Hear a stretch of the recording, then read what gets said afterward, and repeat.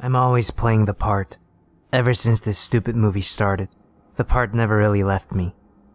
You're probably confused. Oh well. All the people I would confide in aren't exactly around. If you have a few minutes, I can tell you a story that'll drive you crazy. Trust me, I mean that. It all started because I was desperate. See, I'm an actor, or at least I used to be. I haven't had a role in over 2 years. I had a part in one of those big movies. It was filmed for nothing and grossed way too much to be healthy for the average person to have at one time. I had been writing on that, but my addictions to fast cars, hot women, and cocaine wasn't exactly feeding the piggy bank. It started to dry up faster than it took me to ruin an intern's life on a set. And so, desperation set in. It started with the average frantic thoughts. What if my wife leaves me? What if my cars get repoed? What if they take away my house? What if I run out of coke? Yeah, those may or may not have been in order of importance. So I scrambled, reaching towards the bottom of the barrel for a part to feed the pig. You would think I'd find some romantic comedy or a buddy cop movie to satisfy me, but no. I found a slasher flick. Yay me. Fake blood that makes you itch and makeup applied by kids that were practicing on mannequin heads 2 months ago. But something was different about this one. Something just didn't sit right. It's hard to explain, but I brushed that away. I signed for the role of the slasher himself, a beastly fellow that was basically the offspring of one Mr. Myers and Miss Voorhees.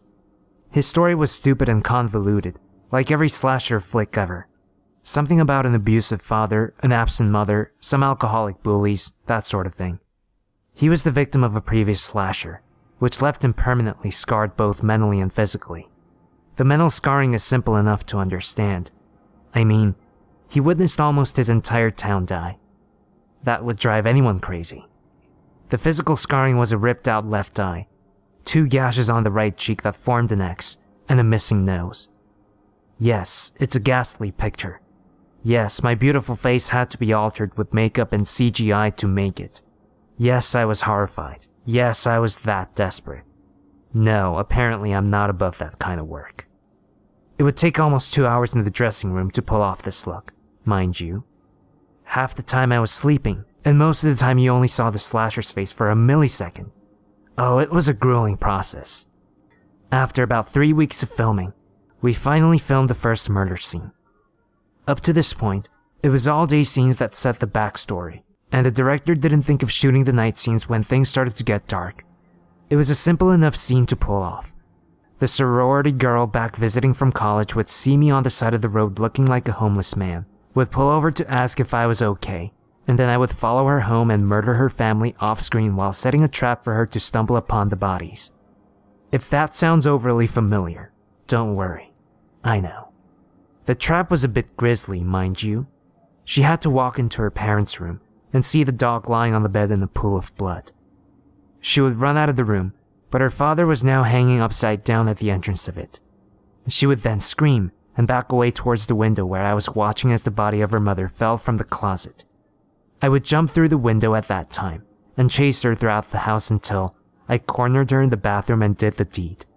Yes, I did get shivers.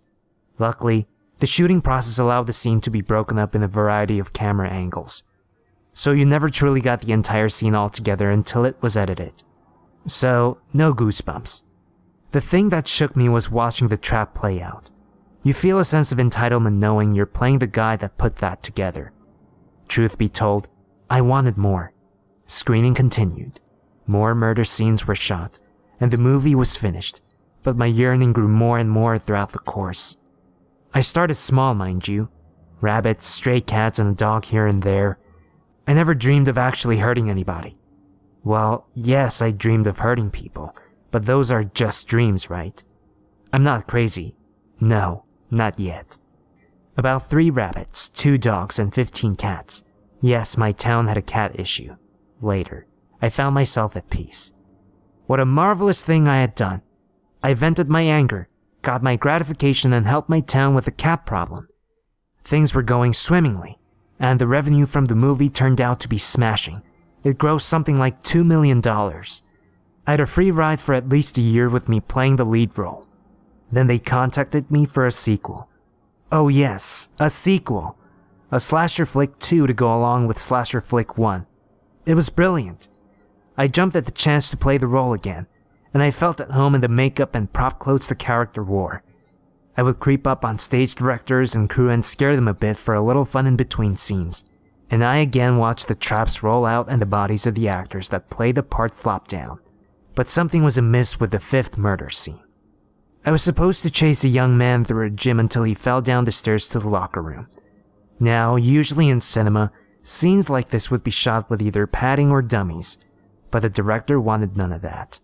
The plan was to make him fall slowly down the stairs and then speed it up in the editing room. It didn't work that way. As I gave chase, he truly fell down the stairs and snapped his neck on the railing. He died instantly, the doctors say, and the sequel was cancelled due to the fees needed to pay off his family for the incident. But watching that body fall, going plop, plop, bang down the stairs, it introduced a whole new concept to me and gave me the urge once again. I had a feeling cats and dogs wouldn't do it for me anymore either. The first headline read, "Killer recreates scene from Grisly movie." It made me laugh. It was only one column behind a bunch of ads for cars you could never afford and appliances you only get one use out of, but it was still there. What I did was recreate the first murder from the slasher flick I starred in, right down to the letter. It was brilliant. The shrieks were real. There was no pause for an angle change. There were no floodlights. There was no fat man sitting in the director's chair. There was just me, 4 dead bodies, and what was supposed to be a prop machete. You'd be surprised how easy it is. The moment where a living being becomes an inanimate object, it's empowering. It's addicting. It's fun. I never stopped either. I would recreate the scenes from the movies. Then I would make my own. I would play this role until the day I died. With my machete and my makeup, I would stalk and shank and cause shivers. Every state across the United States I've been to, and I've killed in. But you probably knew all this, I mean. You were the only one that followed me. The only one that almost stopped me. The only kill that ever got away. Now you're tied up. Now you're tired, bloody, beaten, and stabbed. And unless my watch is wrong, you've probably been dead for over 20 minutes now.